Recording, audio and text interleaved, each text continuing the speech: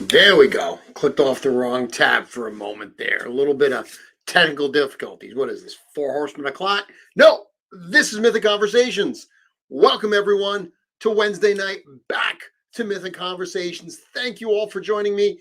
As always, I'm your host, Jeremy Gerard. I'm a Mythic Legions collector, customizer, super fan, and I also have the distinct privilege of being the director of sales and marketing for Four Horsemen Studios.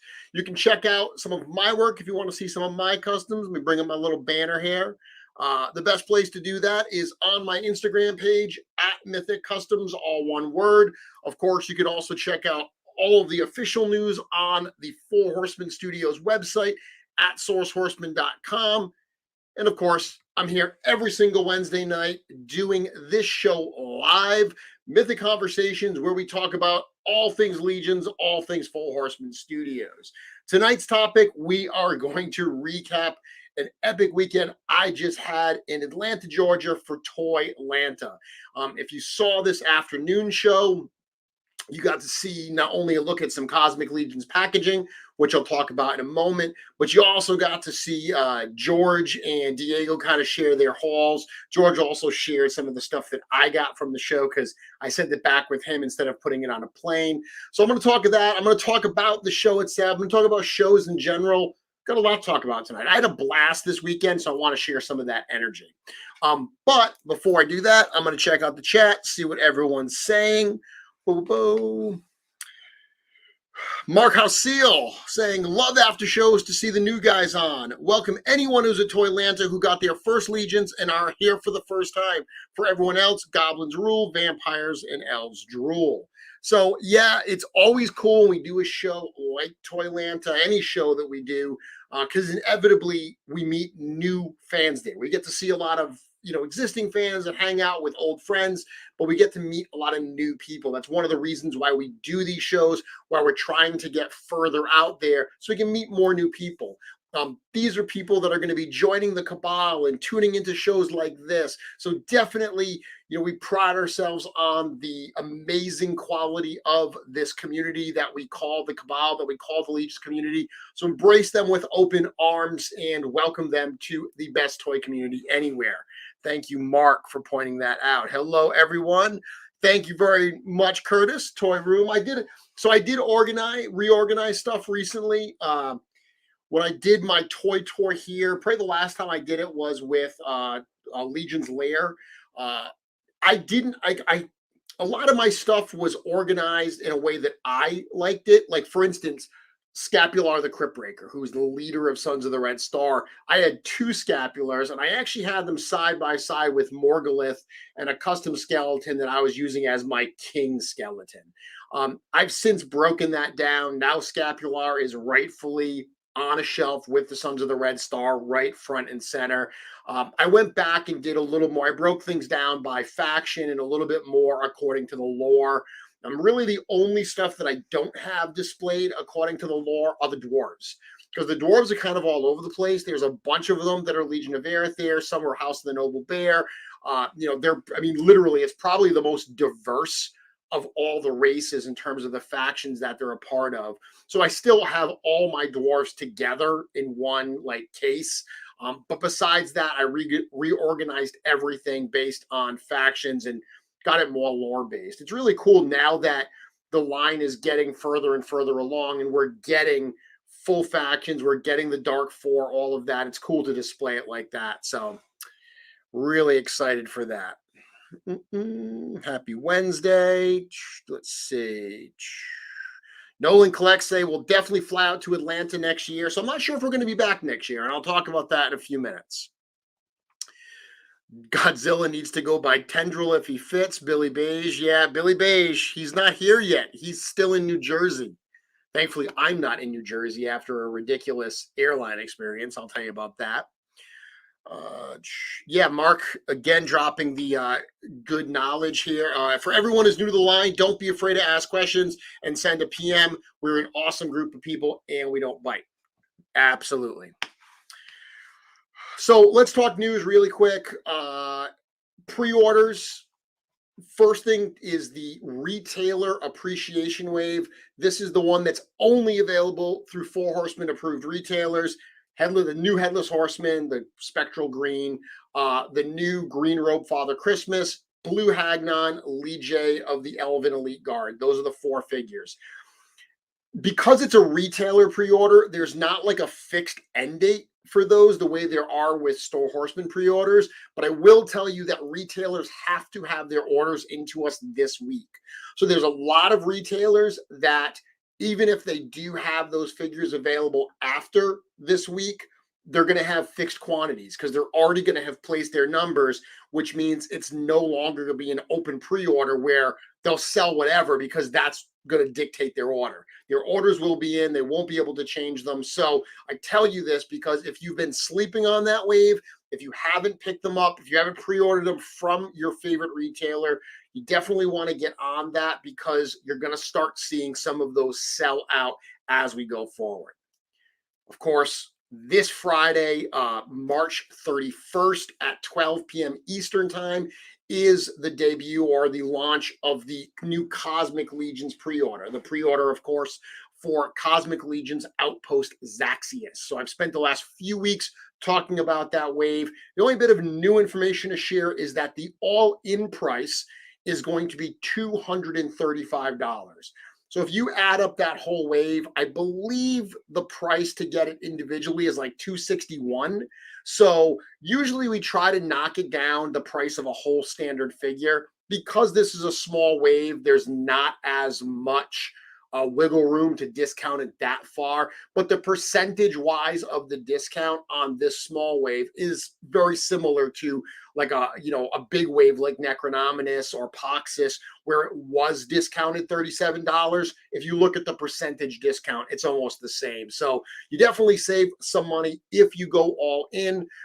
Remember, all ins are packed together. They're separate. They come together. So typically they ship first. That didn't happen with Deluxe Legion Builders in Alithia because of some shipping snafus, but it did happen with All Stars. They're the easiest ones to slap labels on and get them out. So there's usually that advantage. They come pre-packed, which is really cool.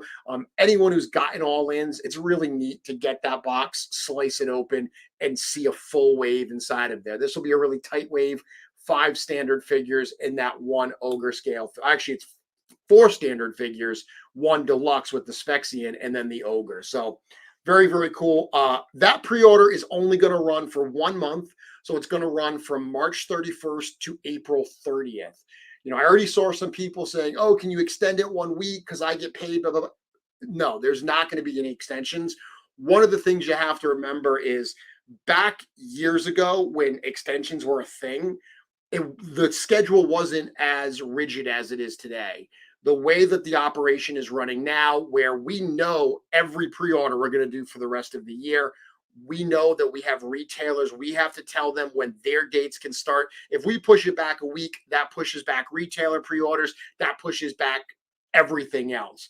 We try to, have a reasonable gap between pre-orders. So if we extend one and we don't push back the other one, it just shortens that window. So unfortunately, the pre-orders are what they are. They are locked into that period of time. The good thing is if you don't have the funds to get what you want during the pre-order period from us, yes, you will pay a little bit more from the approved retailers, but you oftentimes don't have to put the money up front. That's always an option as well. So it's not like if you don't get it from us, you don't get it at all. There are still other options. Of course, we do have them at shows in the future and so forth, but pre-order is the way to go because you're guaranteed to get them. So this Friday. Let's see. Actually, the other thing I will say is, so last week when we debuted the Altar Silovius figure, the story wasn't out. So everyone who's read that story, the final story of the Tales from Outpost Zaxius, that was a really fun one. There was a lot of drops in there. Like there was a lot of breadcrumbs in there. If you read that, there's a lot of information that we started to seed, things that you're going to see come to fruition in waves and in years to come. And of course, we got a surprise appearance by two old friends in that story as well. I won't spoil it for you if you haven't read it already, but for me, it was really fun to bring back some of those characters, give them some screen time as well. So if you haven't read it, check it out on sourcehorseman.com. Let's see. Okay. Yeah, so Big Dub, who's one of the people I met this weekend, I'm going to talk about that. Was really excited to hang out and meet him and his family. But he's saying the new Headless Horseman looks great. I love the green. The Headless Horseman was in the case at the show, so Big Dub got to see it. Everyone who got to go to the show got to see it. Will the standard Demistros be at Legion's Con? It will not. So the standard Demistros won't be sold probably until next year sometime, and it will be online. It'll be sold online long before we ever bring it to a show. Let's see. Steve Callahan saying, hi, Len. I like the new offers on Wolf King. I definitely want to talk about a new Wolf King part today as well. Let's see. Yeah, it's definitely like the value of a Legion builder, Nolan. It's definitely a good deal. If you're going to get them all, definitely that's going to benefit you. Let's see. It's good. It's a good closing to Outpost Zaxius. Thank you. I appreciate that, Billy. I really like the short stories debuting with the figures. Can we expect to see more of this in the future? Yeah, I think so. I mean, for Outpost waves, absolutely. I'm going to totally do this for Outpost waves. We've said all along that Cosmic is going to be more story driven. There is more narrative. There's a whole bunch of narrative from books 1 and book 2 that we haven't shared yet. So as those waves start to come out, you are going to see more story elements, more things that tie these characters in together. A lot of the questions you have are definitely going to be answered. On the topic of Cosmic Legions, if you watch the afternoon show, the 4:00 show from the studio, it was a bit of a mess today, but it was fun. That's the point of it. But about 30 minutes into the show, after George and Diego were done showing all the stuff they got at ToyLanta, they did show Cosmic Legions packaging. Now, we had Cosmic Legions packaging at ToyLanta this weekend, and if you compare what was there to what was shown on the show today, the one on the show today was way cooler. What we had at ToyLanta was basically the early packaging samples that we saw. We made some changes to it. One of the coolest changes is the side of the Cosmic Legions boxes have a window like on the side, and it's where important things are going to be displayed. So if there's an extra head, it'll be in that little side window, which is really kind of cool. So that was really neat. Chris is going to he did take some photos. He's going to send those to me so I can share them on the official Four Horsemen Studios channels. That's cool, Eric. So Eric says, I waited till all the stories were posted and enjoyed it like a trade paperback. Such good writing, Jeremy. Thank you very much, my friend. I'm happy you enjoyed it. Sir Gerard version 2, sorry, not yet. I mean, down the road, who knows, but not yet for sure. So All Stars 5, that is shipping now. That's been shipping for a few weeks. Retailer street date is coming up this Saturday, April 1st. So the goal is to have all of the Store Horsemen pre-orders shipped before retailer street date. Worst case scenario, there might be a handful that go out very early next week, but by very early next week, all of the pre-orders from Store Horsemen should go out. I have had some people contact me saying like, hey, I thought that Store Horsemen pre-orders ship before retailers. That's always the goal.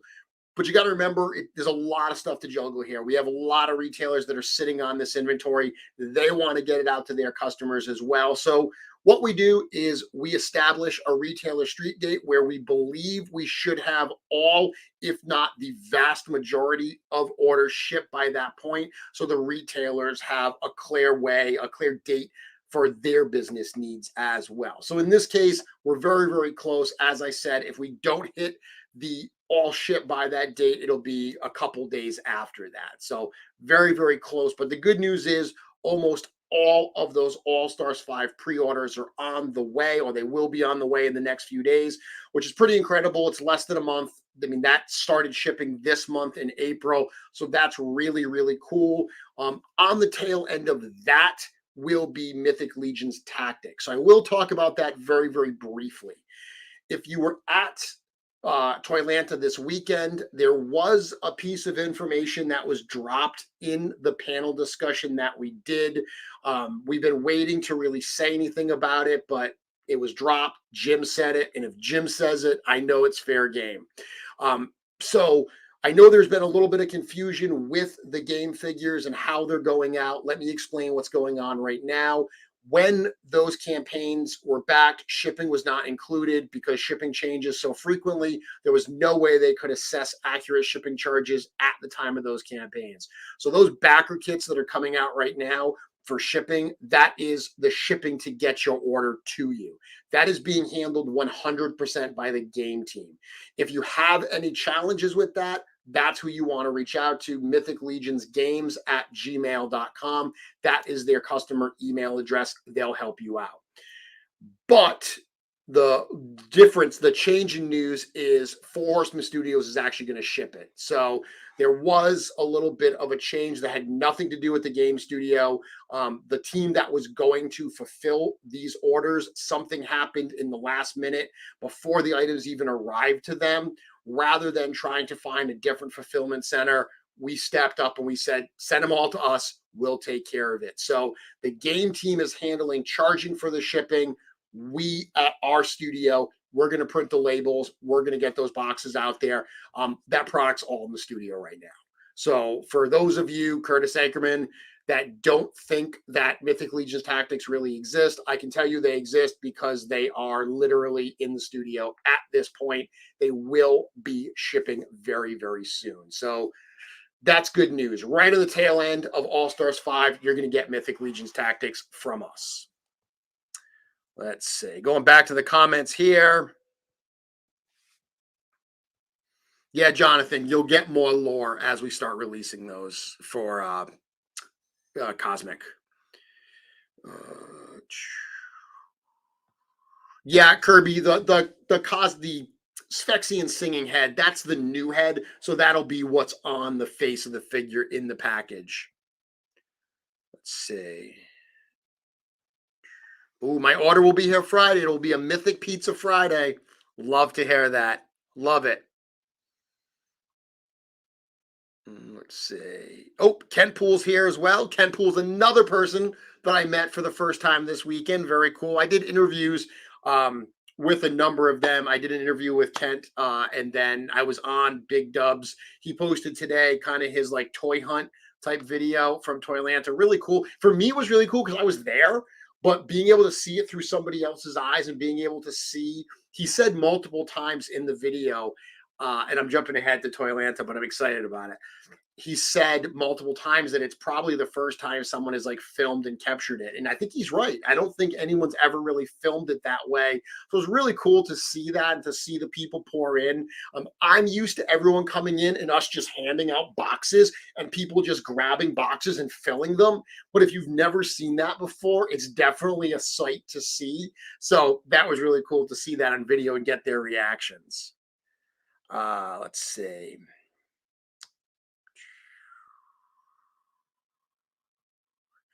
Nolan, we're still trying to figure out what the street date for BBTS is, but it's very soon. It's going to be coming. These are going to hit like in rapid succession. Happy birthday, Cookie. Cookie, I told you Jim announced it. Like we weren't going to say anything, and Jim dropped that information. And like I'm sitting there on the panel, like, oh my, and like I don't think anyone caught it. Like I don't think like people didn't react to it the way that they should have. But to me, it was like dropping a bomb. Awesome. Okay, so very quickly, one of the cool things that I wanted to show before I get into ToyLanta that I revealed today actually. I love the All Stars 5 wave, and I'm already getting inspired by it. I'm already thinking about customs. One custom that I knew I wanted to do in advance, I had planned it out before everything got released, is this guy here. Let me bring this up, share my screen. So this guy right here. So this is one, I call this the Strigine, I guess it would be. This is one that I just showed off today. And this is literally just a Dubon figure. The only new parts here, the Dubon head is similar to the other hooded heads. This actually hood is exactly like Valak. Actually, a funny truth here. That hood that you see in this picture is not a Dubon hood. It's a Valak hood that I painted because I only have one Dubon right now. So I didn't want to pull his head out. I want to wait till I get my extras. So I had plenty of extra Valak heads. So I pulled the Valak vampire head out and I popped this inside of that hood. But the insert, the hood for Dubon is the same as the one for Valak. The insert is essentially the same. That's what this is here, this like owl-like mask. And there's also a new owl topper for that bird. So I debuted this today, but the rest of this, I mean, the weapon is a mashup of Krotos topper with the staff, the shaft part from A Father Christmas. But other than that, this is just a Dubon. This is going to be for sale through Wolf King Customs. It's two very, very simple parts, super simple to paint. I'm actually going to record. I have all my gear set up because I'm here today. So tomorrow, I'm going to record a tutorial video that I'm going to show a paint match for the Dubon. So I'm going to show how I paint matched that metallic mask to match the armor there. I'll give that recipe in an upcoming tutorial video. But these particular parts, the topper on the owl and the owl mask, those are going to be for sale at Wolf King Customs sometime next week. Follow Len and follow their channels, their social channels, and he'll tell you exactly when. There we go with that. So let me bring that down. Yeah, we're not going to dress up as Mythic characters for Legion's Con. We already have a hard enough day ahead of us. To do it in costume is a level of complexity that none of us want to have. But if you're talking about dressing up as Mythic characters, I guess I can bring this up. So this is one of the cool things that happened this weekend. Let me find the photo. I got a bunch of photos from ToyLanta. So this here, this is John and Rebecca McDonald. So they are cosplayers. They're amazing cosplayers. I actually saw them for the first time at PowerCon last year. They did a couple different costumes at PowerCon. I know that John did Warduke as one. I know they dressed up as Tila and Merman as well. I know that because they did it again this weekend. But they were there and they did 3 different costumes. So Friday night at ToyLanta was preview night. ToyLanta, my understanding is for years, ToyLanta, it's kind of started out as a show called Joe-Lanta. So it was a G.I. Joe centric show. And I like 12-inch vintage Joes. There is still a Joe-Lanta, but what I was told by some people this weekend in Georgia is that there a lot of the dealers that do Joe-Lanta also do ToyLanta. So there is still a very large G.I. Joe contingent there, especially, as I said, a lot of 12-inch. There are some 3 3/4-inch Cobra, Real American Hero stuff. There was plenty of modern stuff, and there was a lot of other toys as well, including Legions. But it's a G.I. Joe, centric show in a lot of ways. So Friday night, John and Rebecca dressed up like Major Blood and Baroness. On Sunday, I just mentioned that they were Tila and Merman, but on Saturday, they debuted these two costumes, the Deluxe Skeleton Legion Builder and the Goblin Legion Builder, which is awesome. The fact that they came dressed like this and they looked so incredibly good. Let me zoom in a little bit here on this photo. I mean, you can see Billy Beige in back there taking photos. I mean, look at this armor. Like, look at the armor that they did. It's the figure. It was absolutely incredible to see them there. There's also a fun picture. Let me go to the other picture. Got a picture of them with all of us. So here's a picture of them with all of us. Unfortunately, Joe Vassapolo was out toy hunting at that point, so he's not in this photo. But they were super cool. I'm really thrilled to announce that they're going to actually be at Legions Con this year. So we got both John and Rebecca to come up to Legions Con. They're going to have these costumes and some new ones. So the goal is that they'll have one costume on Saturday, a different costume on Sunday. They will be there meeting fans. They will be there, taking pictures, having fun, and enjoying Legions. They're Legion super fans. I mean, you don't make cosplays like this if you're not really into Legions, right? So super cool people. We are absolutely thrilled to have them here. Yeah, Dave. So Dave Orkin, all of those Cabal shirts that you see people were getting this weekend that people were wearing, Dave printed all those shirts. Very cool. You know that if you come out to a lot of our shows and you're there early enough, Walter is always giving out free shirts.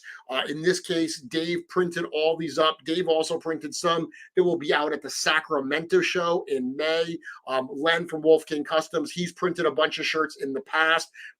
They'll continue to do that. We will have awesome Cabal shirts at the shows. That's another advantage of going. So J Max saying last year he was War Duke. Yeah, I saw the War Duke costume actually at PowerCon, and it's awesome as well. But yeah, they are going to be absolutely killing it at Legions Con. And I do have one more photo of them. So this is actually John and Rebecca with us. We took the shot of all of us with them in costume. And then when they came back afterwards, not in costume, and Joe Vassapolo was there in this one, we snapped another photo with them. So super excited to have them involved at Legions Con. And that was definitely one of the highlights for me at ToyLanta, was seeing that. So backing it up for a bit, ToyLanta. This is the first time we've ever done this show. It's in Atlanta, Georgia. Last year, there was like a Mythic meetup type thing that went on there unofficially, and a lot of people were introduced to the line. A lot of people said, hey, there's a great audience down here that's hungry for Legions. Walter from the Mythic Legions Cabal was at the show last year, and afterwards he pushed heavy and he said, this is a show that we should go do. So as we've said before, Four Horsemen Studios are looking to do more shows. We are looking to get out further. Some shows are harder than others. When we do shows, the reason we do shows locally in Pennsylvania, New Jersey, and so forth is we can drive a lot of product there. So let me show you this. I'm going to show you another photo here. So this is before the show started. This is Joe, myself, and George. And if you look at that table, to actually have that much product at the show, that's a lot of cases of product. We rented a van, and George and Jim drove the van 13 hours from New Jersey to Atlanta, Georgia. Diego, Joe, myself, and Cornboy, we all flew into Atlanta separately. So that's a far drive to do. It's actually a little bit further than we tend to go. 8 hours is kind of our radius. This one, we stretched it a little bit. For shows that are further, like California, we will actually ship product out there. It typically means we're going to ship less product, because you can only ship so much with it making sense. Obviously, whatever didn't sell, and there was only a little bit that didn't sell this weekend, it goes back in the van and comes back. So it's not as bad as if it's got to be shipped back. So that's something we try to do. We want to get to more places. We're going to be doing a lot more of these street team style events. The California one is one where the whole studio team won't be out there, but Walter will be out there, Nate Barch will be out there, Iz Ramirez will be out there. So they'll be working out there on behalf of the studio. I mean, Nate and Walter are members of the studio, so it is members of the studio that are there. For this particular show, like I said, we drove it down, didn't know what to expect, and we're absolutely delighted. So we got in there on Friday. Friday afternoon was set up. Well, we got in on Thursday. I was mistaken. I thought actually that the show started on Friday morning. I thought Thursday was set up. So we flew in on Thursday, which was kind of cool because we got there and we got to have some dinner. We hung out for a while and just kind of talked. It was the hotel was really quiet at that point because nothing had started yet. So we had a nice quiet night in Atlanta on Thursday night. Friday, we did all the setup. We saw a lot of friends there. That was awesome. Obviously Billy Beige was there. Chris was there. So it was cool to have everybody come in and help set everything up. That's always enjoyable. It was preview night. So Friday, they do like a preview night from like 6 to 8. And we got nailed. Like everybody came in. The Mythic community was in force there right from the get-go on that Friday night. And immediately we could see this is going to be a cool show. This is going to be a lot of fun. But before the doors even opened, something epic happened. Going to bring up my picture here. So this happened before the doors even opened. So I think that people were asking me before I left for ToyLanta if I was hunting for anything specifically. And I had said, not really. There's a couple things I want, but I don't typically want to spend money on them. A vintage a vintage Shogun Warriors Godzilla is something I have wanted since I was a kid. I never had Godzilla. I had some of the other Shogun Warriors, including Rodan, which is the hardest one to get. But I never had Godzilla. My neighbor did, and I always wanted him really, really bad. I've seen Godzilla at shows many times. I think I might have mentioned this, but usually when we do shows, Eric Treadaway and I walk the show together, and he knows I want one, and he always points it out. He's always like, hey, Godzilla, hey, Godzilla. The problem is, whenever I see Godzilla, Shogun Warrior Godzillas at shows, they're one of two conditions. They're either trashed, like they're missing the hand, the tongue is broken, the tail's missing, they're all kinds of trashed. And they're still like $150, $200. Or they're like mint condition and they're way, way more than I want to spend. This particular one was in good shape. The hand is there, the tail is there, the tongue is there, and it works. The little lever on the back is missing, but if you pull the tongue out a little bit, like the part of the lever that's broken but still inside the head pops out, and you can actually grab it and use it. So it works.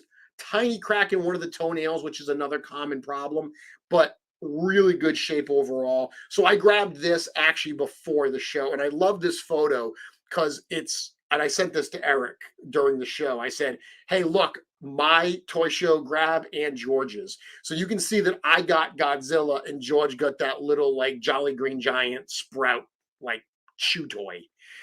George buys some weird stuff. Being at a toy show with him is tons of fun because he buys weird things. So this for me was very cool. I actually bought more stuff at ToyLanta than I've bought at a toy show in a really long time.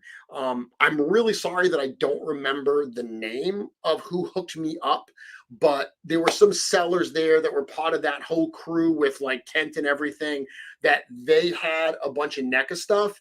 And they had the new NECA Usagi, the black and white one. They had that on day one. And I wanted it. I didn't pull the trigger right away. I was going to come back for it. And then I got so busy, I forgot. And when I went back, it was gone. They did have a Triceraton. I bought the Triceraton. But super cool. The last day of the show, I had mentioned to somebody that I was bummed that they had sold the Usagi, and the dude actually went into his inventory and grabbed one and brought an extra one for me to sell it to me. So that was super cool, indicative of how awesome everyone was. By the way, the Southern hospitality that these collectors showed us was insane. So good. Everyone was so nice. The amount of people that came up, a lot of people in Georgia, a lot of people drove from Florida. I saw Sev in here earlier. So Sev said 12-hour drive from Florida. So this right here is important. This is very, very important. Going to coming to see Four Horsemen Studios at a show, we're going to try to get to a lot of different places, but 12 hours is a long distance. But if we come somewhere and we are within 4 hours, 5 hours, that should kind of be considered a local show for you. Because for us, I mean, especially someplace like California, it's so big that if you're not willing to drive 3-4 hours to come to the show that we're at, it's unlikely that we're going to get to your exact area. The shows that we do here on the East Coast, when we do a show in New Jersey, people will come all the way down from New England. They'll come down from Maine, Rhode Island, New Hampshire. They'll come all the way down Massachusetts from these places. They'll come up. We've actually had people come from Georgia to New Jersey shows, but we'll have people from Pennsylvania and Delaware and all over come for those shows. They travel hours to get there. When we do these shows in different places, that's your opportunity to try to take advantage of it. So I was thrilled to see people that came in from North Carolina, that came in from Florida.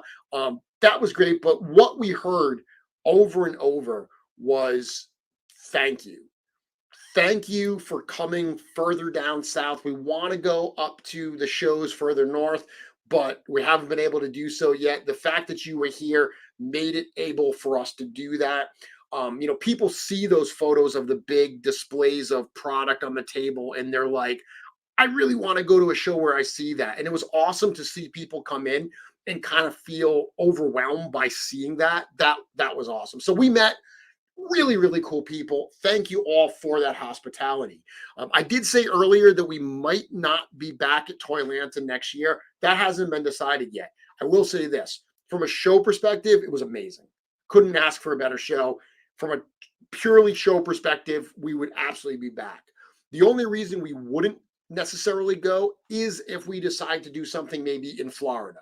We're definitely going to do a Southern show next year, whether it's Florida, whether it's Georgia. That remains to be seen. I will say this. All of us had a blast at ToyLanta. So there's a darn good chance we're going to be back. If we are going to be back, as soon as we know we will be, we will post it on our website and we will announce it. Yeah, Joe said 90% of the inventory we brought sold.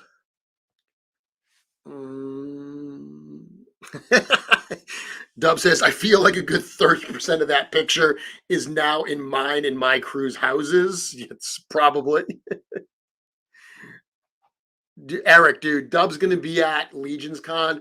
Definitely spend some time. Those guys and his family, super, super fun. They're doing like a customizing challenge.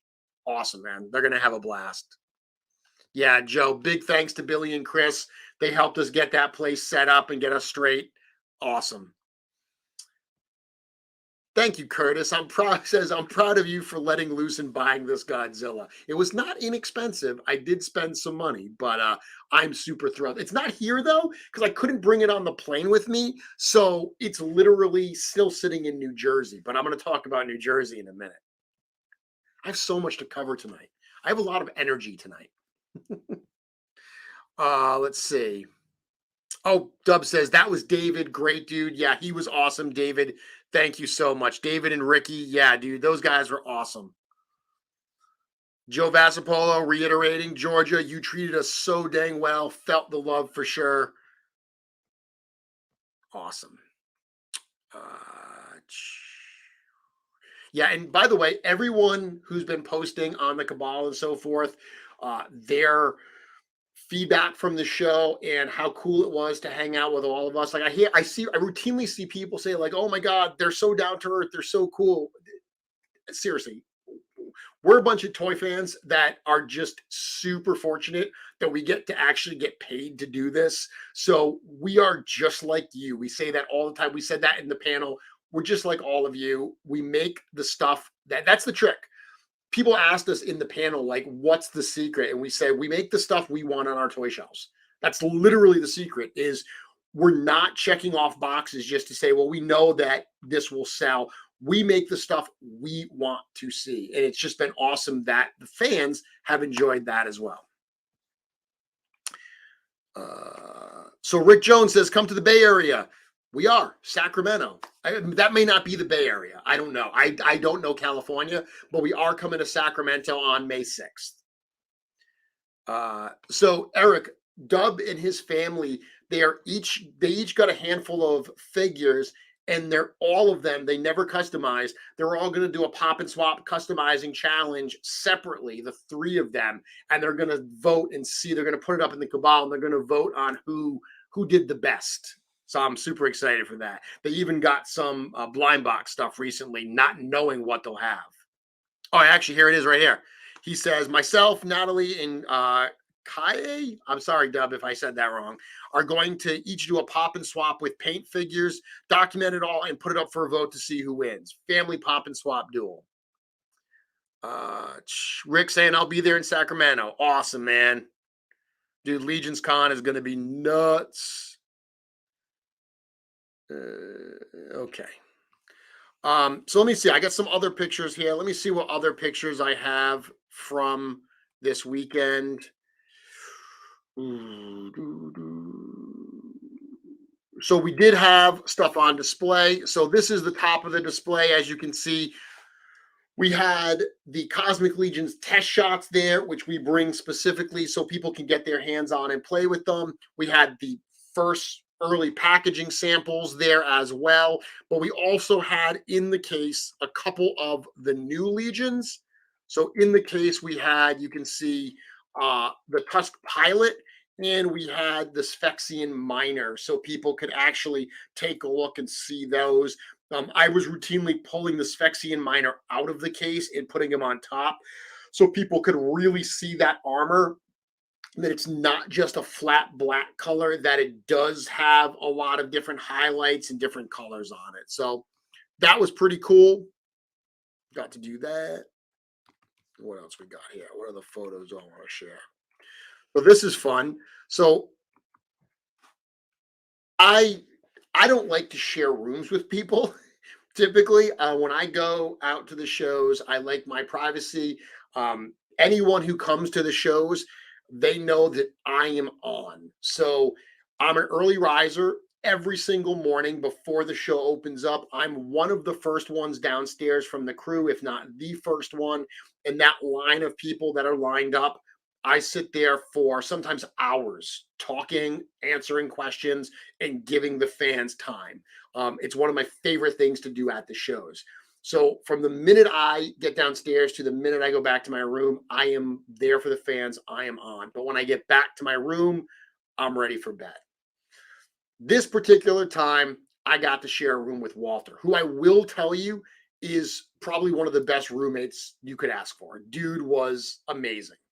But when I first get to the room, this is literally what I saw in the bed. Yes, Curtis, I'm waiting to hear Lord Bouchatti have his have his take on me sharing a room with Walter and with Jasper, because this is what I got to see when I got to my room. Jasper in bed, hanging out, waiting for Walter. So in my room with Walter, you could tell he was there because there was a troll and a 6-pack of Coors Light. That's rooming with Walter. Let's see what else I got here. More photos. And these are just a handful that I took or other people took. So this is another one. This is fun. You can see Billy Beige right in front there. You can see Kent there.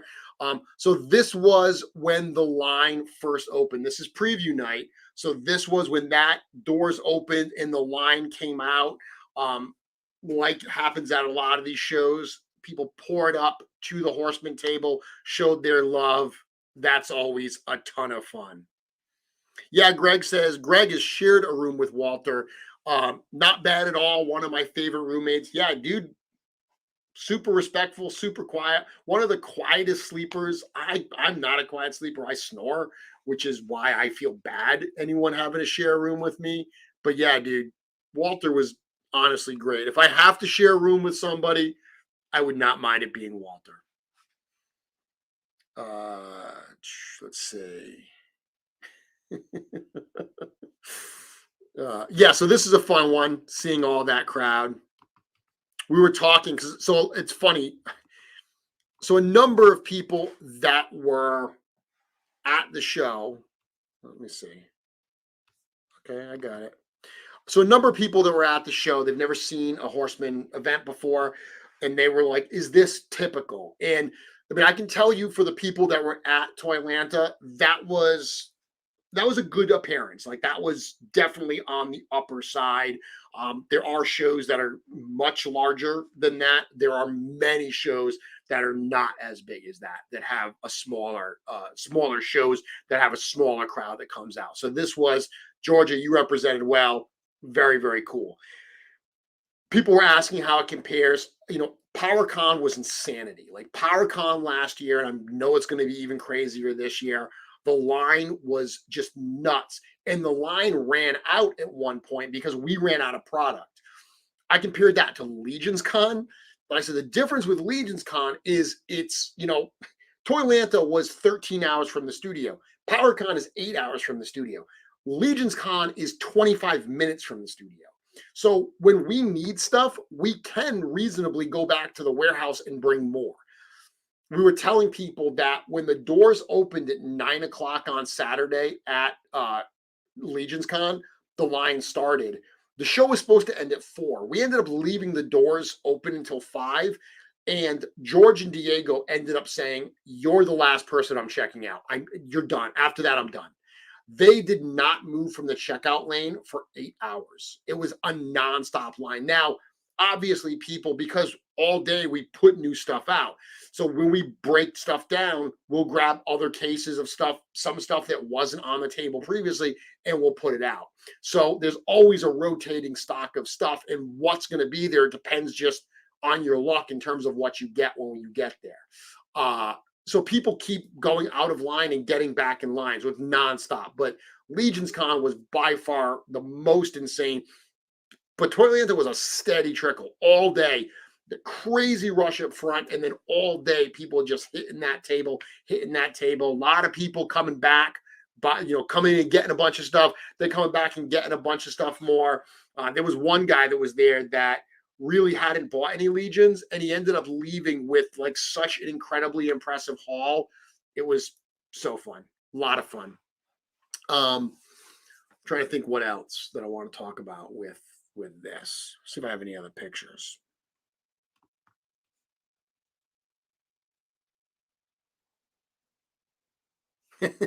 So Billy says there was staff and vendors telling us lined up for the con that there's other vendors here. Yeah, I heard some people actually say that the show doesn't start until the Horseman table is done. That happened at PowerCon as well, where our table was so busy and it took a while for the rest of the con, for the people to filter into the rest of the con. It's always interesting because there's always a mixed reaction to that. We had a number of vendors that came up to us at this weekend show and thanked us.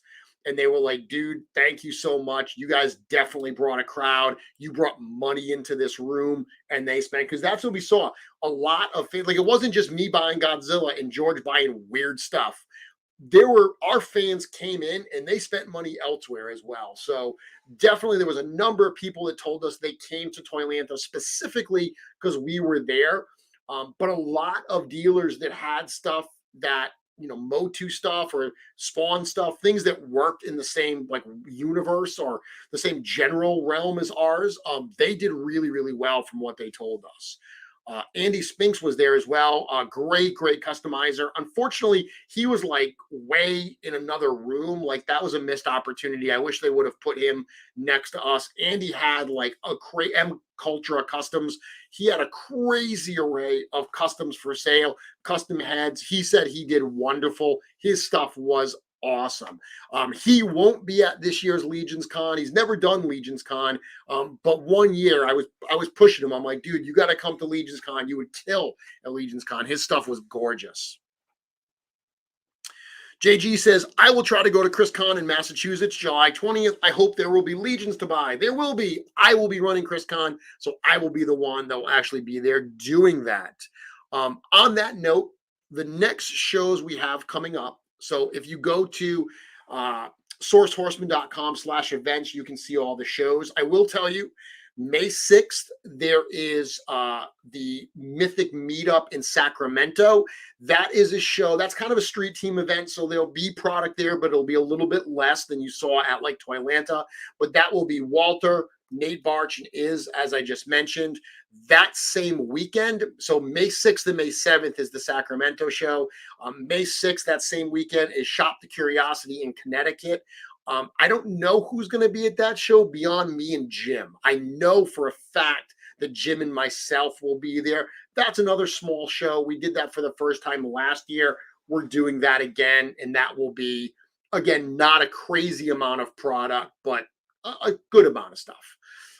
After that, June is when we get both ToyCon New Jersey. So that ToyCon is our local show. That's one that we always come out in force. The cool thing at ToyCon this year, both Wolf King Customs and Legion Shop will be exhibiting. We'll actually be exhibiting together. So in addition to the Horseman table and all of us being there, there'll be a whole bunch of custom parts. Legion Shop will be bringing a whole bunch of full custom figures. So there'll be some very cool stuff at ToyCon New Jersey. Then we've got Heroes Con. So Heroes Con is down in North Carolina. This is another show that we are doing for the first time ever. This is another street team event. It is being run by Ish. So if you know Ish from Triangle Toys, wonderful member of the Legions community. Ish is going to be running that, but we will have studio representation. I'm flying down to North Carolina for that. Jim is flying down to North Carolina as well. Not sure who else yet, but definitely both Jim and myself are planning to be there. And I anticipate there will be one other person. So that takes us kind of into the summer up to like towards PowerCon. Let's see. Oh, by the way, on the PowerCon note, there's another piece of news I forgot. The PowerCon exclusive Demistros figure that is for sale right now for pre-order at thepowercon.com. Right now, you do have to be an attendee, so you have to add badges along with the figures. They may open them up to non-attendees down the road. Certainly, if I hear that they are, we'll communicate that so everyone knows. Okay, let's see. Hit me up with any questions that you have right now. Yeah, Dub said, I grabbed 6 custom goblins from Andy. He had great stuff. He absolutely did. Joe got a dwarf head from Andy. Steve, I will see you at ChrisCon. Let's see. I have a card it is for Iz to sign at the Sacramento show. That's awesome. See, we'll see, Joe. Not up to me, but I'll throw your name in the ring that you want to go. So on the note of Joe Vassapolo, I will tell you that next week's show will not be from here. I will be at Four Horsemen Studios next Wednesday doing some work. So I will be broadcasting Mythic Conversations next week from Four Horsemen Studios. And unless something changes, Joe Vassapolo will be joining me live at the studio.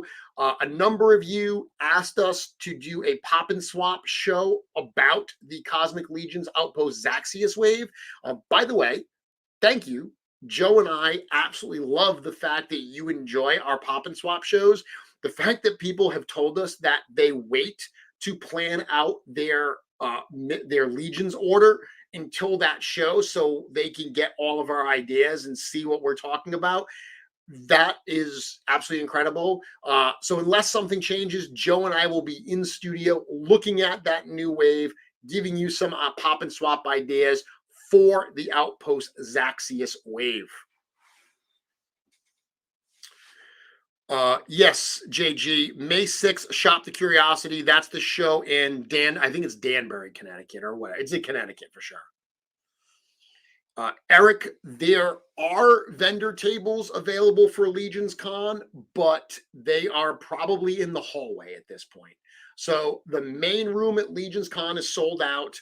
The side room at Legion's Con is sold out. I do have space in the hallway, but obviously it's the hallway. I mean, the hallway's gonna have a ton of traffic. It's a great location. It's just I can't lock the hallways. So anyone who puts their stuff there is either gonna cover it and hope that it's safe in the morning, or they're gonna break it down. I would suggest breaking it down, but I would leave my stuff out, but that's just me. Yeah, speaking of Joe, that Tuberculite Inconibus Undead Centaur is insane. Well, we have Billy Beige to thank for that. But yes, on the Horseman channels this morning, we posted that Billy had done like a Photoshop mock-up. And then Joe, when he got back to the studio, checked to make sure it's realistic. And it totally is. Requires you to buy a Tuberculite Inconibus and have the waist piece from the Centaur Furious, but it's possible.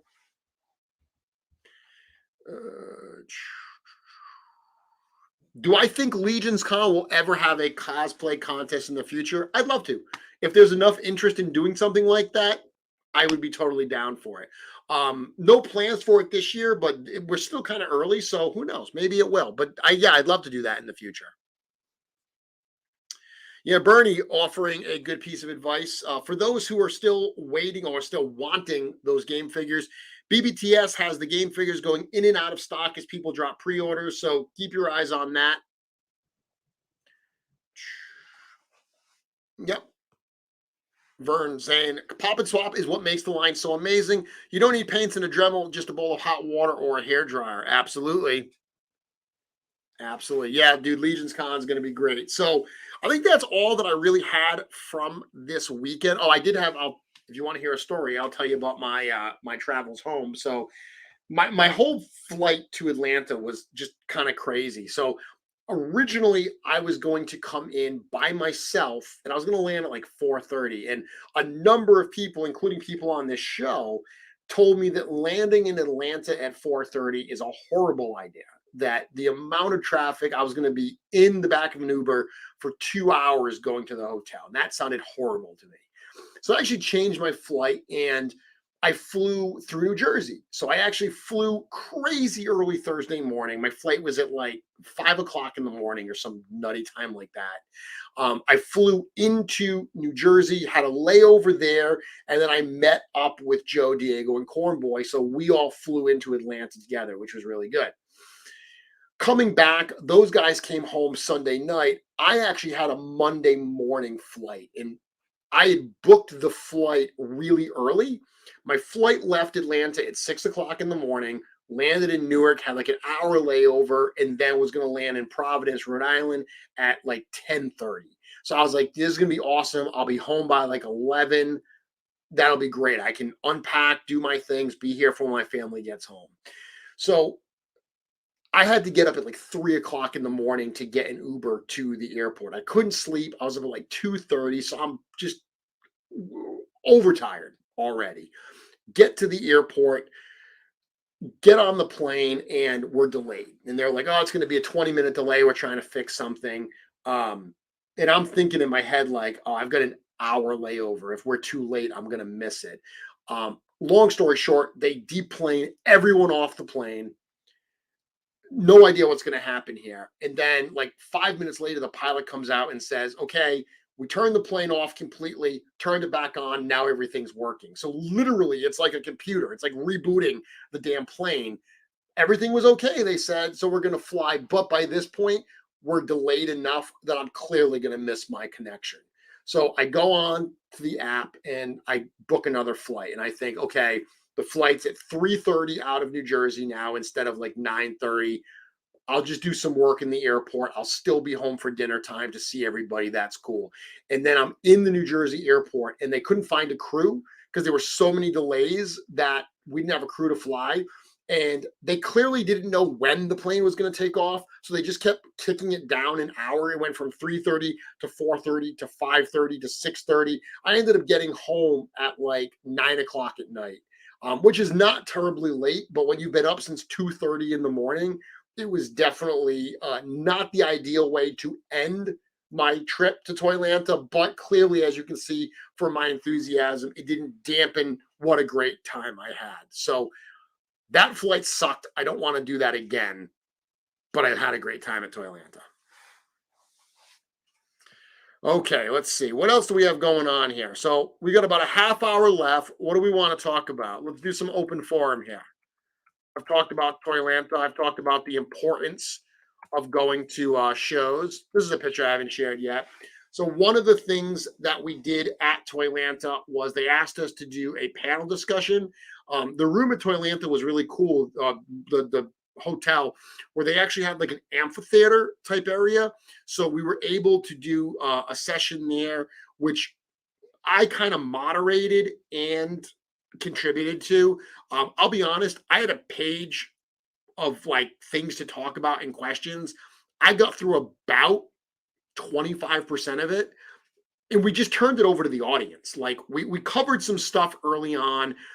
The topic of the session was Dub. I'm going to talk about that in a minute because we were disappointed in the barbecue. So we the idea was that so many toy lines, they start with an entertainment property, right? Comic book, movie, television show, what video game, anime. Legions have worked in reverse. Legions literally started with the toys, and now we're doing things like video game and book and so forth. So we had a conversation around. It was called "Starting with the Toys," and it was how the company did that, why the company did that, what the challenges were, what the benefits ended up being. So it was kind of fun, but we transitioned very quickly into just going to the audience. And the four of us spent about an hour just answering audience questions, which was really, really fun. So thank you to everyone that came out and did that and enjoyed that conversation with us.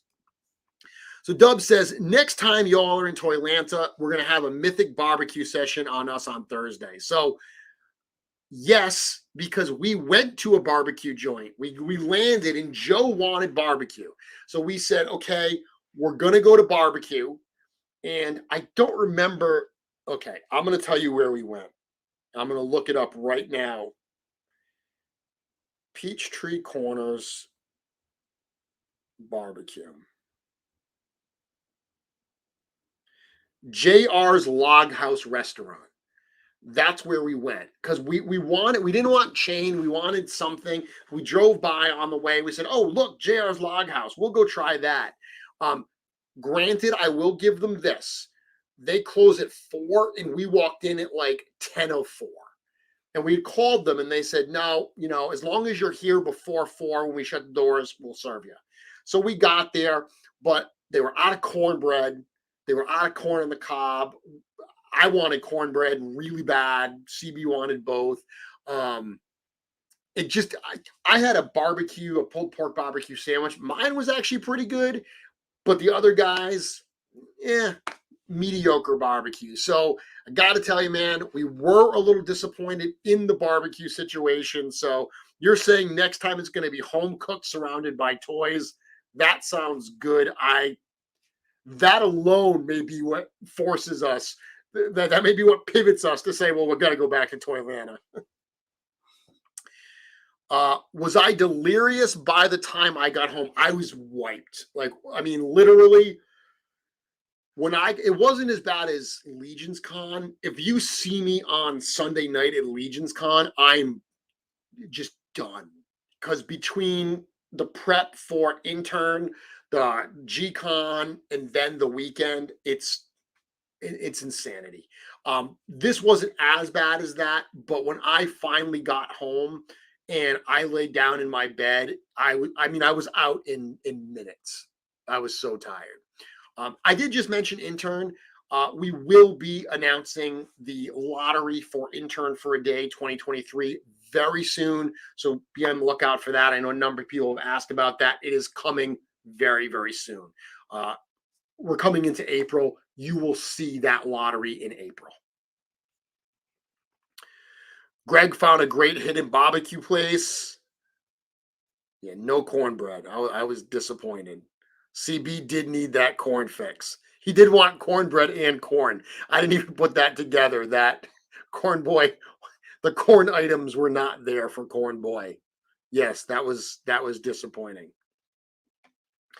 So other stuff going on. Hit me up. What do you want to talk about? Let's talk. What's going on? What's there? Let's talk about Zaxius. What's everyone's favorite figures from the Outpost Zaxius wave? I mean, I'm a Mythic Legions like super fan, whatever you want to call me. I love them all.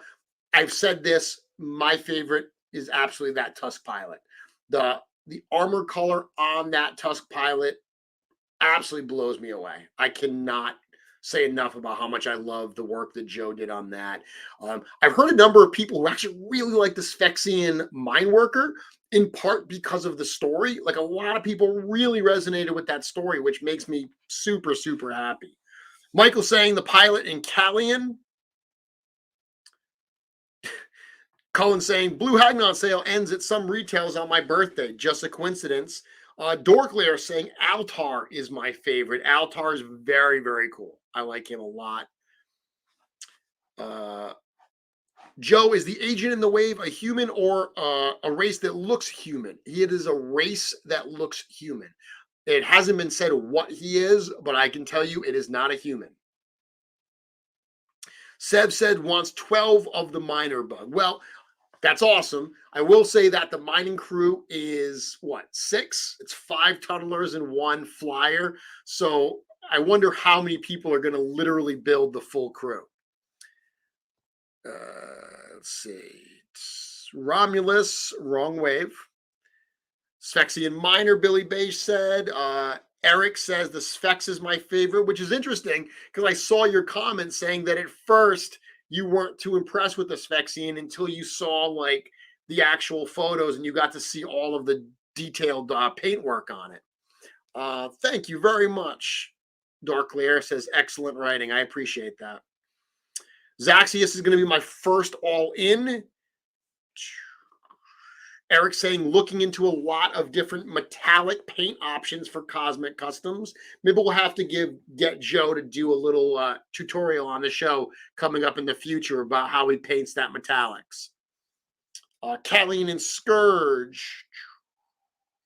Was it difficult for us to come up with the next lot of PowerCon debuts? Difficult? No.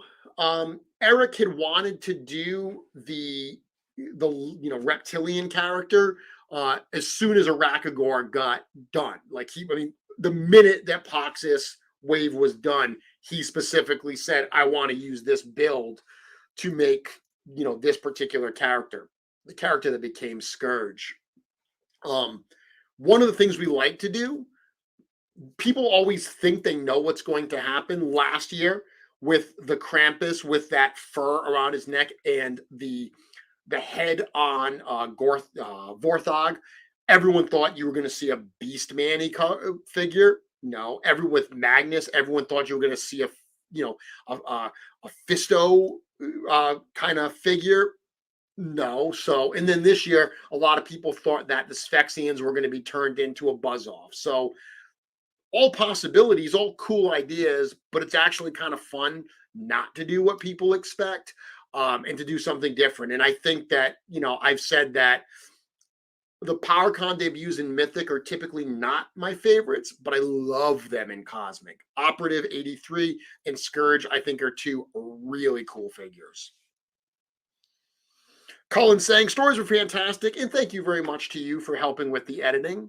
Cullen is my my editor in the background. He catches all my little mistakes. Kelly and Shun love the blend of Mythic and Cosmic. Tributes are my favorite. Scourge is my favorite. Let's see.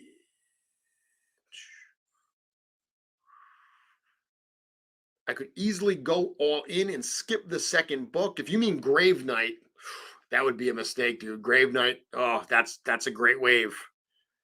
That's a great wave. Let's see. Callie's my favorite. And I have, as a Cape Bretoner, I have to get the minor. After the stories, I love them all, but the pilot and Callie are gorgeous. I think OP83 is going to be my favorite just because it's so spacey. Any word when the announcement on Legion's Con exclusives? It's coming soon. Coming soon. Seems like the paint decos on Cosmic is a notch above Mythic. I wouldn't say it's a notch above. It's just different. There are certain things that we can do in Cosmic that we can't do in Mythic. So, like that armor on the Tusk Pilot, it's not necessarily that it was more difficult to paint that than it is to paint some of the Mythics. But it's just, I mean, it looks so good. There's so much punch with those metallic colors. Those type of really shiny, like reds, it might not work on a Mythic armored type knight. Maybe it would. I mean, probably look cool, but I wouldn't say more complex. It's just different. There are certain things that we can accomplish. There are certain, patterns and colors that work really well in Cosmic that definitely gives it that impression. But certainly the paints are amazing. Let's see. Pilot looks delicious. Just read all the comments. Yeah. So Lord Venger says, all these Cosmic figures make me want to get those old Mass Effect figures, and they're so expensive. Also some Black Series. I mean, so I'll tell you, for years, I remember when I first started collecting Mythics, that was one of the things, because my collection was not huge yet.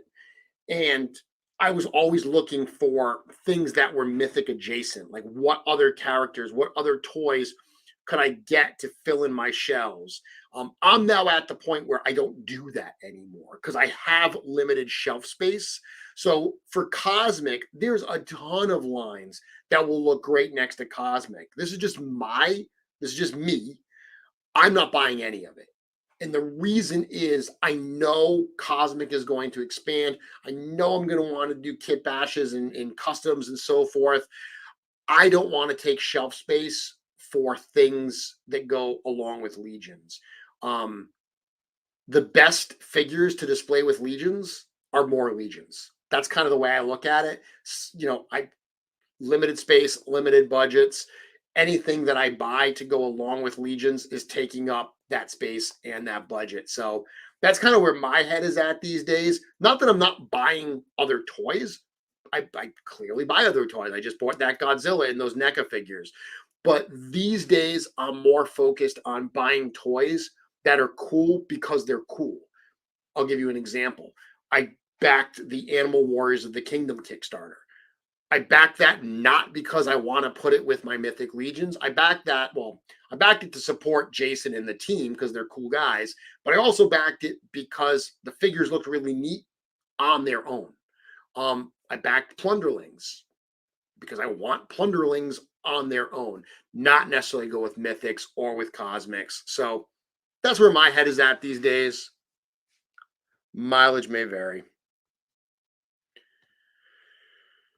Are there still plans to do Vac Metal? Yeah, we'll do Black Metal. It's totally at some point we'll do that. Vac Metal will be awesome. And that's one of the things, like right from the beginning, those types of surface materials is something that wouldn't really work. Surface finishes wouldn't really work in Mythic that we're super excited to do in Cosmic Maverick. So Kirby, you said, I can't wait to come back to the Outpost someday. The next Outpost won't be Zaxius. So the next Outpost wave, whenever that is, it won't be Outpost Zaxius. It'll be Outpost something else. It'll be a different Outpost out there. If you noticed on the Outpost Zaxius logo, there are 4 circles on the side. That is because it's in the 4th ring. So when we designed the Outpost Zaxius logo, I tried to come up with a format that we could use for future outposts so we could have the logos for those future outposts in those little circles on the side dictate what ring it's actually in. Okay. Let's see. Mm-mm. Do I have mythic cosmic mashup pop and swaps in mind? Yeah, I mean, the easy stuff is going to be just making mythics in space because that's not what cosmic is. You're not going to see space orcs or space goblins or space dwarves or space any, all that stuff. You're not going to see it. So it's kind of cool to just, I mean, just taking an orc head and popping it on one of those bodies. Yeah, that right there is going to be cool. That's going to look neat. So when I actually get them in, that's probably the first thing I'm going to do is just start playing around with parts and messing around with parts. Um, I'm trying not to go crazy planning out the customs I'm going to do in advance because I really want to have them in hand. I really want to play around with them and kind of see what happens. I haven't started creating all kinds of custom parts and custom heads and everything for Cosmic. I see a lot of people are doing it. A lot of people are creating all different kinds of aliens. I'm taking a little bit of a different approach. I'm waiting to see what comes in. I'm waiting to play with it so I can see ideas what I'm inspired by, what ideas really come out of the genuine sense of playing. That's what I'm doing. Let's see. Let's see. Can we get a more detailed map? You mean of Cosmarium? Yeah, doing like a star map is something that's on the plans. Mm. Yeah, so Dorklair saying same logic as looking back at older legions. I don't collect older legions because between current stuff and future stuff, there's more than enough to occupy my space, budget, and time. Someone mentioned that this weekend actually at the show where they said that they referenced Dorklear and they were talking about being a new Legions collector and how overwhelming it can be. And they referenced one of Dorklear's comments where he said, um, I forget what it was, but like buy forward, like look forward, not backwards. Like don't chase all the big ticket items. It's crazy expensive to do it, and some of them may get reissued anyway, or 2.0 versions may come out in the future. Buy forward, not backwards. Get the figures. Start by getting the figures you can get today. And I thought that was an absolute wonderful, wonderful piece of advice.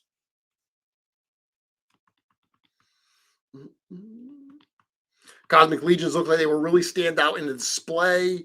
Definitely something special. The color palette of Mythic is realistic and grounded, but the colors of Cosmic are out of this world. Very well put, uncarded reviews.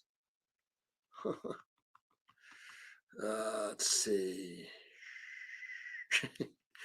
Kirby says maybe the six-eyed outpost manager will get a promotion or a transfer. And nice again, all sorts of trouble happens on their station. I love that guy, man. I love that guy so much. So the extra head that comes with the Tusk Sentry with the six eyes, that's the head I was picturing on this character. And I wrote that character in and I focused on him so everyone would think he was the next character and they wouldn't realize it was the Sphexians that were in like a brief interaction. Uh, but a lot of people said they genuinely enjoyed that that outpost like hangar manager or whatever. Like I wanted that character to have like almost be clueless of how mad Scourge was. And he was just doing his job and he was generally just friendly. Like I said before, when he says, thank you for coming to Outpost Zaxius, please come again. He's not being a jerk. He's not trying to rile Scourge up. He's genuinely providing customer service. It just doesn't go really well. So I totally like part of me wants to make that custom and the other part of me doesn't because part of me wants that character to officially get made at some point. I don't know. We'll see. No Bucky O'Hare tribute. You won't see other tributes. That's one of the things. It's interesting. That's one of the challenges I personally have with the PowerCon debuts is I will meet people sometimes and they'll be like, "Oh, Four Horsemen, Mythic Legions. Yeah, you're the ones that do all tribute figures." And I'm like, "No, we do a very small amount of figures like that." You look at Mythic Legions. Mythic Legions is 215 figures deep.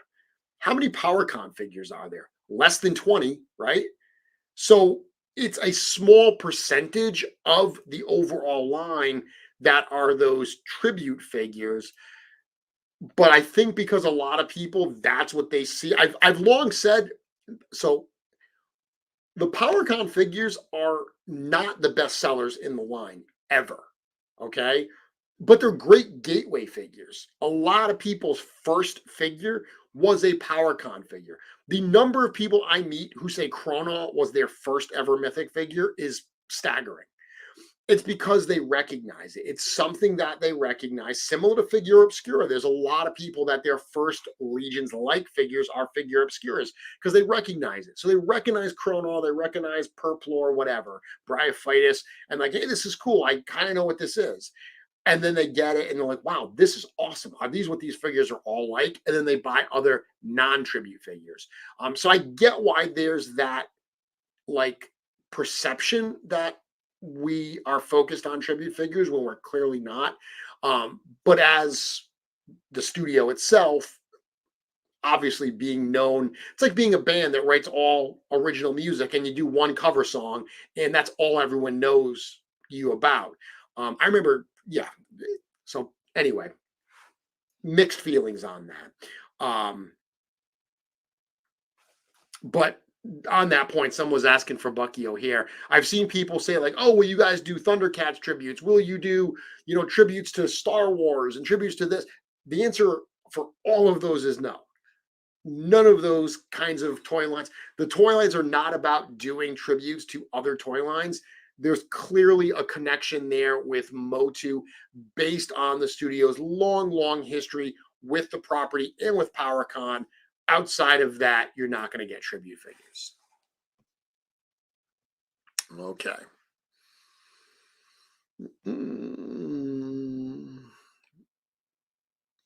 Yeah, it does, Kirby. The logos incorporate those rings.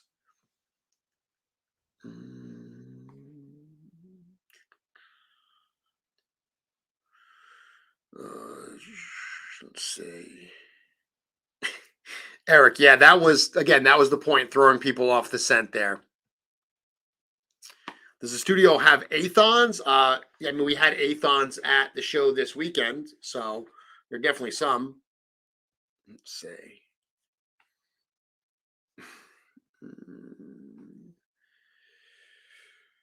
Eric says, I definitely want to learn more about the maze in the Pharaoh's dynasty. There will be a lot of information that will be coming out in future waves and in future years as we roll this out. There's a lot to unpack from this universe. Okay. Yeah, I get it. Braku says it just stands out to them. It's a feature, not a bug. Yeah, it is. Like I said, they're great because they do bring in new fans, and you got to deal with that misconception sometimes. There are worse things, right? Okay, let's see.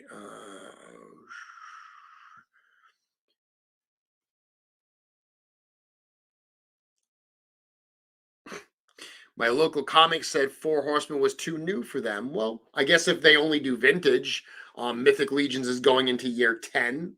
So, I mean, year 10 is coming up soon. So that might be too new. If really what they're focused on is covering, vintage stuff, I guess that's too new. Yeah, the first Headless Horseman was definitely. I mean, the Krampus before that. The Krampus brought in a lot of brand new fans, and Headless Horseman certainly solidified that. I think some other stuff coming this year will further that. What we saw with those. I think we'll have some more crossovers this year as well. Good question. Mythic Legion's 10-year anniversary is considered next year because even though the Kickstarter was in 2015, The line itself debuted at Toypocalypse in 2014. So we've had this discussion, and we consider next year, 2024, to be the 10-year anniversary of Mythic Legions. And it also happens to be the 25th year anniversary of Four Horsemen Studios as a whole. We'll see, Joe. We'll see. We're definitely going to have to do something special to celebrate 10 years of Mythic and 25 years of Four Horsemen. Can't let that go by without something special, right? All right, so that's a lot of what I have for this evening. Thank you all very much for joining. I've got a few more minutes if anyone has any additional questions or things they'd like me to address, but definitely things I want to summarize. Thank you to everyone that came out to ToyLanta and supported us. Absolute blast. You guys rocked. We cannot wait to go back. And for those who saw all those pictures and were jealous because they couldn't make it, look at our events page. We are getting out to more places than we ever have. I think that this year we're getting out to around 10 different states, including, not only our normal like East Coast, northern type stuff, but like I said, we just did one down south. We're doing, the middle of the country in Ohio. We're doing the West Coast in Sacramento. That's what we've got booked for now. There will be more, whether it's this year or next year. So check out that events page. Try to get out to one of those shows. Definitely, if you can make it out to Legions Con, that is the craziest of the crazy. Awesome. Nick says, I want to say I love the video for painting the runes on the swords. Any color ideas? I mean, red's a good one. Green's a good one. If you look at the Demistros figure, the runes are painted green, just kind of that spectral green. That always looks cool. Those are really good ones. You could do blue if you wanted like an icy blue. That would work neat as well. Let's see. Smash that like button. Colin reminding everybody. Let's see. Yeah, so Uncarded, I actually do have a list of all the properties that the studio has worked on, all the figures. It is in my inbox. I was so bogged down with doing all of the stories. That was a really focus. So now that that's behind me, I am going to get that up. That should be up probably within the next few weeks. Let's see. You're welcome, Masterverse. Babylon, when does the retailer wave technically close? I mentioned that earlier, but to reiterate, they have to have their orders into us this week. So while some retailers will keep them up beyond that, there's going to be a point once they have their orders in, they're going to cap how many more they can sell because it's how many they ordered. So you will start to see retailers go out of stock on those because their orders are placed. So what I would suggest is if you have to get that order in, get that order in. I would also suggest that for those people that wait, like especially with this Cosmic Legions order coming up, for those people that wait until the last possible day to place their order, keep in mind that means you're that much closer to the next pre-order or in-stock item that we're going to do. That's the way it works. We try to distance something, and people say that all the time. Like they said that with Necronominus, where, we ended Necronominus on January 15th, and then we sell something else, and they're like, oh, you just ended Necronominus. There are some people that purchased Necronominus in early November because they bought it right at the beginning. So it's really hard. We do try to distance as much as we can, but our job is to sell toys. So that's what we're going to be doing. We're going to be selling toys, a lot of toys.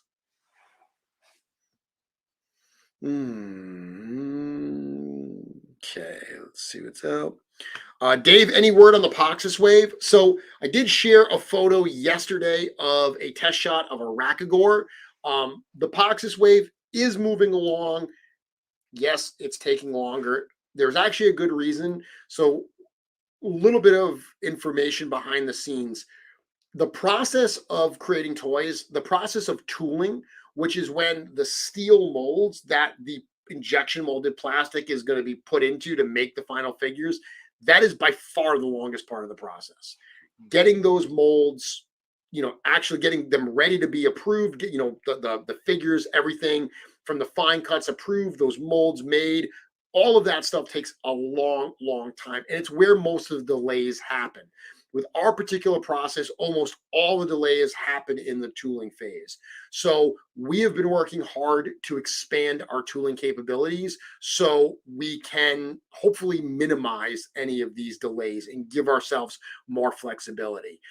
The Poxis wave is us working with, some new resources, and working with new resources takes some time. You got to figure out, how to get the rhythm, what the expectations are. So that has taken a little bit of extra time, unfortunately, on the Poxis wave, but we will realize the benefits going forward with other waves. We're going to start to see waves, the production time shorten. We're going to start to see fewer and fewer delays because of the work that we're doing right now. So Poxis is still in development. We are on track. The plans are it's still going to be out this year.